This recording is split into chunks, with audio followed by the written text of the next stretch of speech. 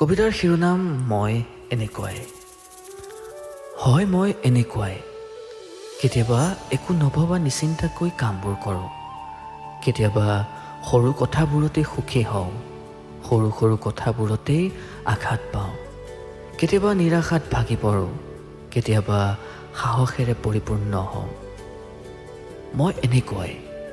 কেতিয়াবা এন্ধাৰৰ নিসংগতা ভাল পাওঁ, কেতিয়াবা জোনাক ৰাতিৰ প্ৰেমত পৰোঁ। কেতিয়াবা জীৱনৰ ডায়েৰীখনত পোৱা নোপোৱাৰ হিচাপবোৰ মিলাবলৈ যত্ন কৰোঁ।